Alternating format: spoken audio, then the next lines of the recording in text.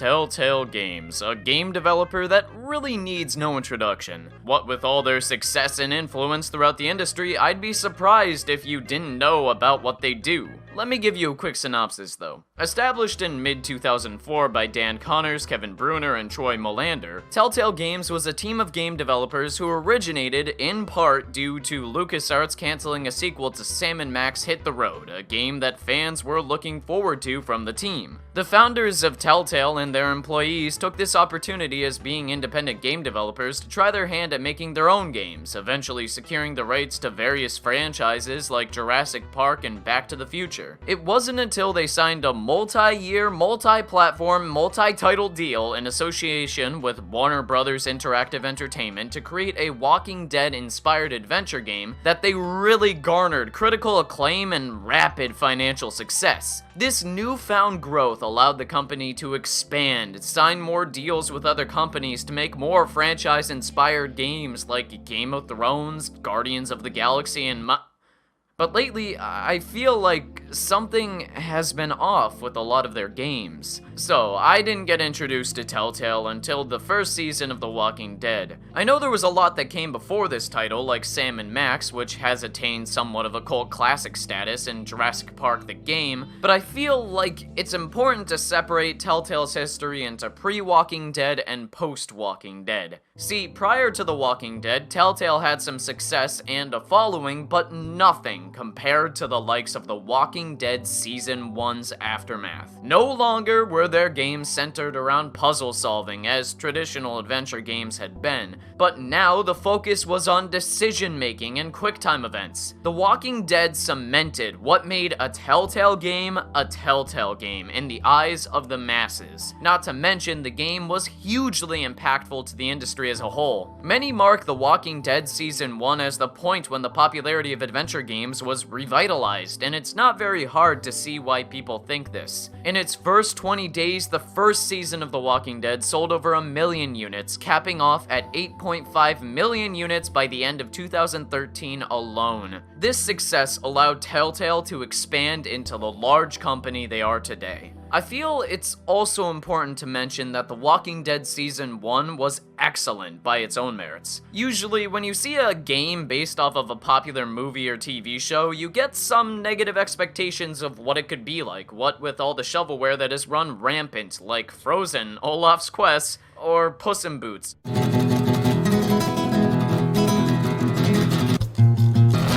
But The Walking Dead is nothing like this. It tells the tale of a criminal, Lee, suddenly thrust into the world of a zombie apocalypse, where he soon has to protect this little girl, Clementine, from both the living and the dead. The crux of the narrative is trying to find Clementine's parents, while also being sidetracked by the needs of other human allies, like Kenny and his family, Krista and Omid, Lily and her father, and either Doug or Carly. As with any compelling story, it's these characters and how they respond to the world around you that makes it so interesting. As an example, in the first area of the game, when the group is trapped in a pharmacy and walkers are closing in, you have to make the couple-second decision to save either Doug or Carly, letting one or the other be brutally devoured by zombies. You've already seen the torment the victims of these cannibalistic creatures go through, so you have to put one to death. And what's even more messed up is that it's usually the one you like more, the one you bonded with more. However, each of these characters has been given adequate screen time to feel fleshed out and real. Some people might call this decision to have the player choose only one survivor as cheap or cliche, and while I would agree this is definitely nothing new when it comes to ultimatums, that doesn't make it, or any other similar big decisions that follow, any less compelling. What's even more interesting is that whoever you choose to survive sticks around longer, giving you time to regret your decision or accept it. I played The Walking Dead Season 1 because of the emotional, engaging story Sean Vanneman and Jake Rodkin were able to convey. Seeing Lee grow from a criminal to a compassionate father figure is so satisfying, and the same can be said for all the character arcs, like Clementine's loss of innocence or Kenny's redemption as a selfless individual. The gameplay in Telltale games is pretty poor. QuickTime events aren't my favorite, but with this game in particular, due to the brilliant execution of its main goal to tell an interesting story, it manages to succeed even despite that. After Season 1 ended, I wanted more. I wanted a continuation of what happens to Clementine. There were so many deliberate loose ends that I was so excited for the inevitable Season 2. When I finished Season 1, I became a fan of Telltale. How could they fuck up their future from such a strong starting point when they had literally everything going for them? I think one minor blow to Telltale's future was when the lead writers and project leaders of The Walking Dead Season 1, Sean Vanneman and Jake Rodkin, left the company to pursue other endeavors. These two crafted a great story, and seeing them leave and not be part of Season 2 was concerning. I always wonder what would have happened if these two had stayed on the team and were part of Telltale's future products. That's all hypothetical though. After all, Telltale did give us The Wolf Among Us right after The Walking Dead Season 1, which was pretty enjoyable. It gave me hope that Telltale can continue in the right direction with Season 2 of The Walking Dead. Then the game came out, and after playing it, I thought it was pretty decent. I guess you can't expect lightning to strike twice, and it sure didn't in this game's case. Playing as Clementine was quite fascinating. It was cool to see her grown up and hardened after the events of the last game. But something just felt off, whether that be the new writers or plot in general. I wasn't into it as intensely as I had been with the first season of The Walking Dead, and that seems to be the consensus from people I've talked to anyway. While Season 2 was good, it doesn't hold a candle to Season 1. It had some good moments, like where Clementine was alone and had time to think by herself or reflect on what's happened. The whole thing where Clementine and the group are trapped in the compound with Carver isn't my jam, especially that bit where no matter what you do, the one-armed guy, you know the one, falls off the building and dies. I know choice doesn't matter in Telltale games, but why even have the choice to help Sarah or not when it doesn't affect the characters at all? No one is affected by this man dying, so why the hell is it a choice? This is a stark contrast between Season 1 and Season 2. Both had choices that ultimately don't matter in the grand scheme of things. Every character that is supposed to die will eventually die, but in Season 1, it was the reactions of the other characters that made this gripe lessened. In Season 2, no one cares about anything that happens when choices like this happen. When Telltale claims characters will remember that, they won't. They will never remember that. Whether or not you let Sarah die in that room doesn't matter, because she will die later on and there will be nothing you can do to stop it. And either way, Clementine, or whoever, won't care one bit. You could chalk this up to the characters being hardened after the apocalypse, but I'd call it more lazy than anything else. At least the story has some good moments in it, like reuniting with Kenny and the introduction of Jane. I also thought Arvo in the story was pretty good, and the little baby. I think that's a nice little spin to the whole Walking Dead formula. I kinda like that bit with the baby, having a bit of hope that drives you forward. It's cool to see the reactions of the other characters when you're caring for this baby and wanting it to survive, especially with Kenny and Clementine. Anyways, Telltale did keep up with a good record with Tales from the Borderlands, which was surprisingly good. However, I think after this game was the true point where things became sour. This was a trend that unfortunately continues with Telltale as they push out yearly release after yearly release. Sometimes it's even multiple releases per year, and this is really the problem I see with Telltale. They've gotten lazy. They've amassed a lot of money and can secure the rights to whatever franchise is popular, it seems, to even profit more. It's a smart business model, but I feel the games are suffering as a result. Nowhere is this more apparent than with the first season of Telltale's Game of Thrones. I love Game of Thrones a lot, and so does my grandma, but that's besides the point. Telltale's adaptation to this series was borderline silly. The story followed the troubles of the Forrester family, something made up for the Game of Thrones universe, so no main characters could be affected at all. I don't mind the Forresters. It's neat they are all in some different part of the world doing whatever they can to survive. What I do mind is how rushed this game feels. Game of Thrones is a broken, glitchy mess, and Telltale knew this and still put it out regardless. Many times, audio will cut out completely, animations will glitch where people look funny, don't move, or you see weird teleportation. Facial expressions capture the same Telltale art style, the same one used 2 years ago with The Walking Dead Season 1, and it doesn't look too good. Characters are flat, and since the Forresters don't do anything in the main Game of Thrones universe and this game game is supposed to tie in with A Song of Ice and Fire, it prevents me from really getting attached to anything going on. I feel like with some time and care, Telltale could have made this a good Game of Thrones adventure game. Maybe just have a separate universe where the Foresters aren't canon so they can actually affect plot points and you can feel like your characters have an impact on the world around them. I know it's a little too late for that considering a sequel is in development, but maybe some more time would be nice to really polish up the game to prevent any nasty glitches and whatnot. After the Telltale Game of Thrones adaptation came out, Minecraft Story Mode followed. And I don't understand the thought process behind this. You know, I'm often somebody who goes into games optimistically, and I remarkably did for this weird thing.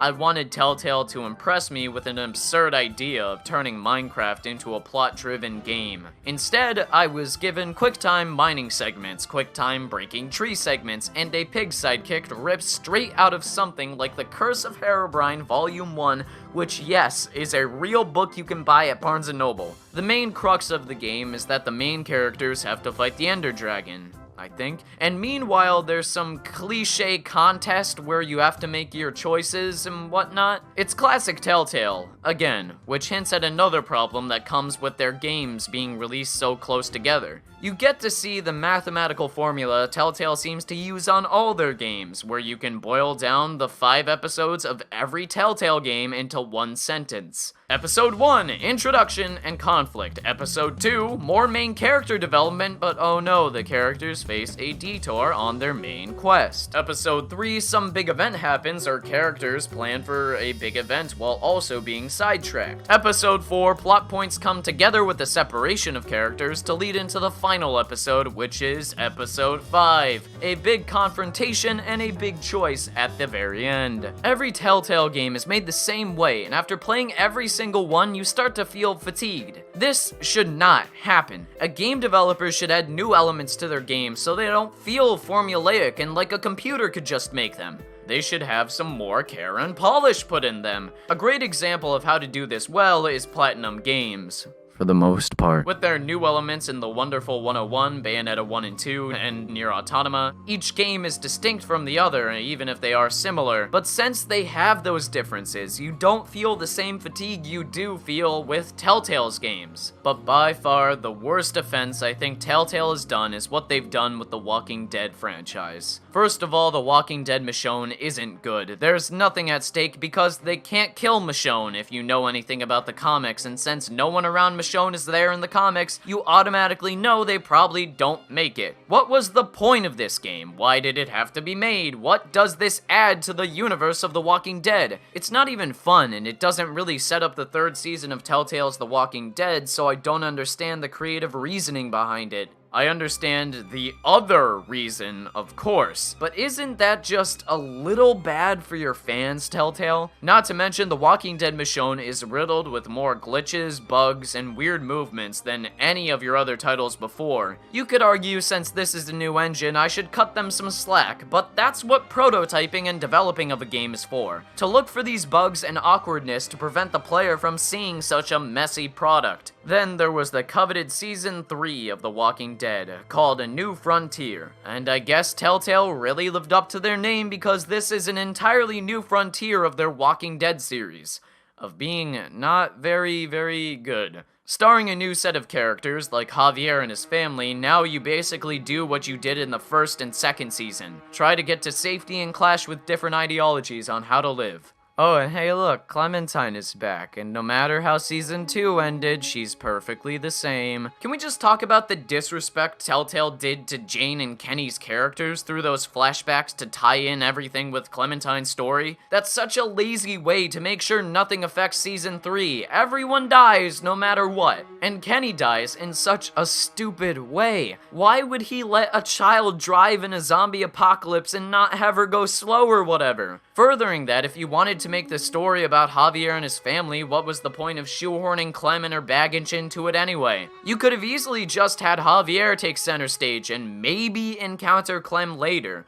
depending on the choices you made in the last game. The Walking Dead: A New Frontier just isn't fun. It doesn't tell a compelling new tale of characters. Plus, it has all those glitches and bugs we have all come to love about Telltale. I feel like The Walking Dead has overstayed its welcome in Telltale's case. It just needs to be over, but I know it won't. There are still loose ends to tie up after A New Frontier's ending, and that bothers me. How long is this going to be carried on for? Granted, the first episode was pretty okay, but after that, I couldn't bring myself to care about David or anybody else. Jesus was admittedly a cool addition, but much like Kenny in Season 2, I only liked it because I enjoyed what these characters came from outside of where they appear now. It's like the Red Letter Media skit, where in my head I'm saying, yes, I clapped when I saw Kenny and Jesus because I know them! Throw Negan into the mix, and I guess it would have been a fan service explosion. But this doesn't make for a compelling game, let alone a fun one. I think Telltale just should have stopped at Season 2 or maybe done something else with the characters. Because, especially with A New Frontier's end, it's lackluster. Now, I realize the issues I've been conveying are mostly subjective, but you have to understand, I feel like Telltale is much more capable than allowing these broken games to come out that have noticeably less care and time put in them as they had before with their best game, The Walking Dead Season 1. These games Telltale has begun to put out are just plainly okay or mediocre. They're nothing special or even that great. It's just serviceable, okay games over and over when I feel like Telltale has the potential to do so much more. They've shown us they can, but I feel like the time constraints and the abundance of deals they've signed for all those games is a little overboard. Right now, Telltale is like the Cheerios of the gaming industry. They're still okay, but come on, you can do better than that. Put some honey on your craft, take pride in your work, you can do so much better! Slow down the releases and maybe lay off the intense amount of licenses and whatnot. See, the game company also had a large investment with Lionsgate to produce something called Super Shows, which are going to be a blend of TV and adventure game-like features, apparently. Again, I feel like Telltale is biting off more than they can chew, and their games are showing it. They're full of bugs and glitches, and they don't present compelling, well-thought-out narratives as well as they could. I still think The Walking Dead: A New Frontier is the best example of this. It's such a huge disappointment when sequels come out from a developer once renowned for its quality storytelling and it just turns out to be okay or even mediocre. But with Minecraft Story Mode Season 2... fucking hell. But with Minecraft Story Mode Season 2 on the way, I don't think Telltale has learned from their mistakes yet. Because this is going to be the third game Telltale has released this year, with another one, Guardians of the Galaxy, still ongoing. Quick note regarding that one, I'm waiting for all episodes to be out before playing them, so I'm not sure about its quality. From what I've read, it isn't anything special apparently. As for that Batman game, I didn't bother to play it. I've only watched a few playthroughs, but what I've seen seems to be consistent with the fact that it's nothing special and has a bunch of bugs and technical mishaps. Anyways, back on track. Telltale, you cannot divide your time creatively on this much work and expect the quality to still be on par with what came before it. I personally can't make two videos at once with similar deadlines without one suffering in quality over the other. Creativity needs time to maximize and develop into something beautiful and enjoyable for everyone. Telltale's adventure games cannot reasonably have the same quality writing and wonderful stories when work is spread so thin between multiple games at once. At least, that's my opinion. Maybe Telltale Games has it all sorted out, and I'm complaining for nothing. Maybe Minecraft Story Mode Season 2. Oh, jeez. Maybe Minecraft Story Mode Season 2 will be the best story ever put to the medium, but there's a part of me that has serious doubt in that. Just so you know, I'm not part of the company, so I don't know everything that goes on in it. I don't know if there are contract deadlines for the projects they license, which leads to these quick, rushed releases. I simply don't have the information available to me. If that's the case, I hope in the future they can improve. That's the point of this video, not to just complain and rag on Telltale, but to offer some solutions to the issues I see them having. Telltale is certainly no villain in having to run their business like this, but I think it's a shame letting their potential waste away on rushed titles like Minecraft Story Mode or whatever. It's something worth addressing and talking about. However, as always, if you disagree or agree with me, let me know in the comment section below. Do you think I'm wrong or overanalyzing a worthless situation? Or do you think that Telltale has been making some pretty mediocre and rushed content and think they can improve? If so, let me know. Thank you so much for watching this long video and take care. Have a wonderful day.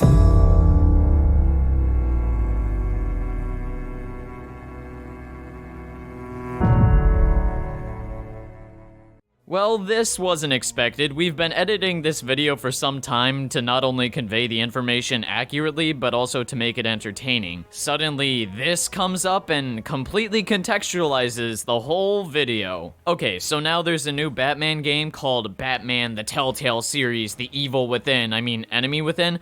However, the second season, just from the first episode, seems to just reuse the same classic Telltale tropes from every game prior. The game promises for the player to immerse themselves with the struggle of being Batman and Bruce Wayne while still sticking to his moral code. But the episode's central focus was setting up these characters and Bruce more so than challenging players with Batman's moral dilemmas. Batman is a complex character. His entire outlook on life is shaped by deeply personal, moving events like the death of his family and loved ones, most of which he thinks he's responsible for. Taking control of Batman in such a story should have the player focus on these dilemmas internally, while also trying to combat external forces like the Riddler, the Joker, or whoever else. This is where Batman is at its best, and it's why so many readers, including myself, fell in love with his character. There's a scene in The Dark Knight that does this perfectly. Batman's given the choice to save Rachel or Harvey Dent, something sort of reminiscent of a Telltale ultimatum. His choice in the end is based off of his deep, loving, personal affection to a woman he cares so much about,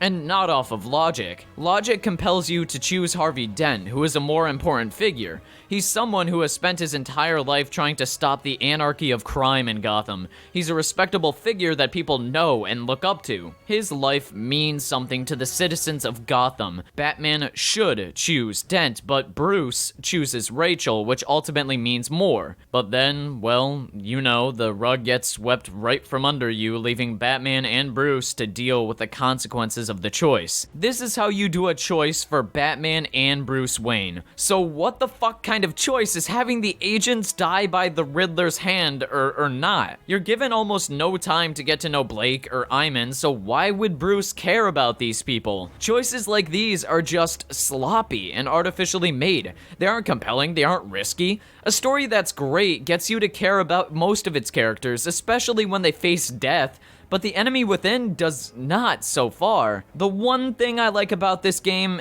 and I have to give credit where credit is due, is that Telltale seems to be taking into consideration the complaint I had about characters never reacting to your choices. At the end of the game, you're given a screen that tells you what emotions certain characters are feeling by the end. That's actually kinda neat, and the fact that there are multiple instances where they show emotion is a lot better than anything from Telltale that came before it, with flat, uninteresting characters of the past. The other part of their update gave me some hope though. It is good that The Walking Dead is going to end. That's a series that should have ended with a final season 3, as A New Frontier, as previously stated, went almost nowhere and just set up more characters that are uninteresting and unimportant. I think whatever the final season is, it should have been lumped in with the plot points of season 3. Like I said, Javier can still exist, but perhaps if Clementine had met them, and maybe if you could control both, that would have been better. I hope the last season is good and is given time to be a satisfying finale. If I had to guess what they actually do for it, I'll bet you all a video on any game of your choice that Javier or Clementine will die,